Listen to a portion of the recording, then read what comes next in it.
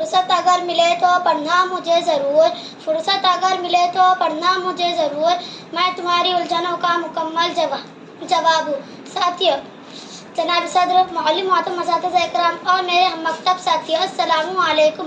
آج مجھے اس محفل میں جس موضوع پر لب کشادی کرنے کا موقع ملا ہے اس کا عنوان ہے تلاوت قرآن۔ ساتھیو، قرآن ایک مکمل ضابطہ حیات ہے۔ کون سی مشکل، کون سی الجھن ہے جس کا حل اس میں موجود نہیں؟ یہ قرآن اللہ تعالیٰ کا خط ہے جو ہماری طرف بھیجا گیا ہے۔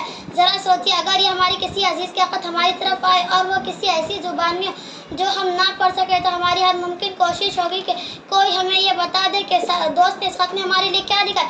مگر افسوس، اللہ تبارک و تعالیٰ کی طرف سے آئی ہوئی اس کتاب کے بارے میں کبھی ہمیں یہ تحفظ نہیں ہوا کہ اس میں لکھا کیا ہے۔ ساری زندگی گزر جاتی ہے اس کو بغیر جانے اور سمجھے ہم پڑھتے رہتے ہیں۔ کتابوں میں جو افضل ہے اسے قرآن کہتے ہیں، کتابوں میں جو افضل ہے اسے قرآن کہتے ہیں، اسے جس نے اتارا اسے رحمان کہتے ہیں۔